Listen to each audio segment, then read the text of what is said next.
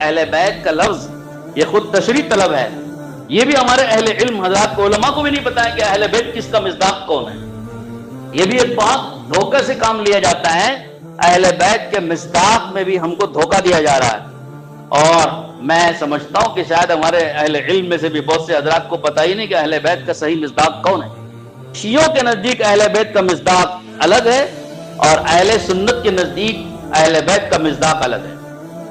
اہل بیت کے مصداق میں سنیوں کے نزدیک یعنی ہم اہل سنت والجماعت کے نزدیک جس طرح حضور اکرم صلی اللہ تعالی علیہ وسلم کی اولاد آتے ہیں اسی طریقے سے حضور اکرم صلی اللہ علیہ وسلم کی ازواج مطہرات بھی آتی ہیں.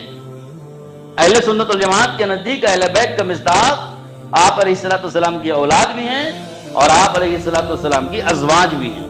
دونوں مصداق ہیں. اور یہ جو شیعہ ہیں یہ آپ علیہ الصلوۃ والسلام کی ازواج کو اہل بیت کا مصداق نہیں مانتے اور نہ ماننے کی ایک خاص وجہ ہے.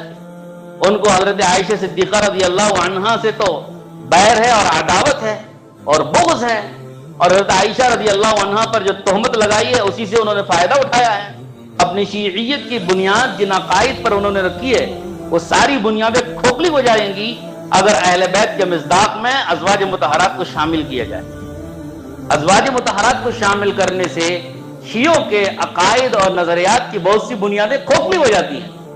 اس وجہ سے وہ اہل بیت کے مصداق میں ازواج مطہرات کو شامل نہیں کرتے اور ہم ازواج مطہرات کو شامل کرتے ہیں اور ان شیعوں کے ان بنیادی عقائد کا ہم قلع خما کرتے ہیں اور ان کو ہم بالکل قبول نہیں کرتے ہیں. بہرحال یہ چیزیں انتہائی اہم ہیں جو سمجھنے کی ہیں.